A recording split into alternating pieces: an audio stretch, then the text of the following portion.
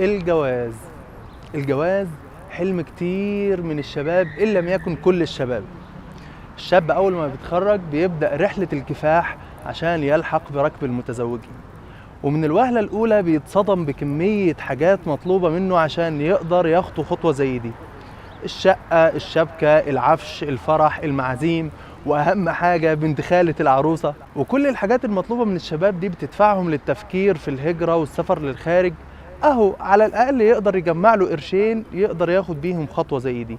وطبعا مش هتكلم في هل هو فعلا هيقدر يجمع المصاريف دي ولا لأ، يعني موضوع محتاج تفاصيل ومش موضوعنا.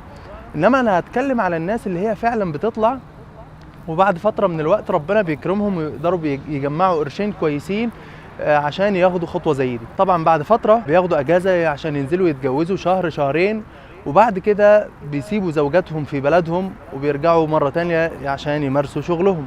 للناس دي بشكل خاص بوجه لهم الكلام وبقول لهم ما تتجوزش.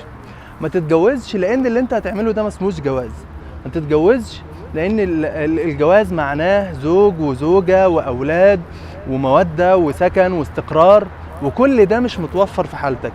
ما تتجوزش لان انت مش هتاخد من الجواز الا المسؤولية وشيل الهم، وهتفقد كل حاجة جميلة في الزواج بسبب البعد.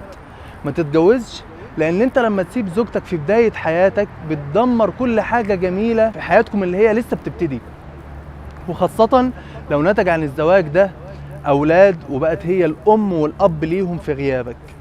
ما تتجوزش إلا لو اتجوزت صح، يا تعيش مع زوجتك يا تاخدها تعيش معاك، ولو عيشة على القد مش هينفع أو مش هتقدر يبقى ما تتجوزش.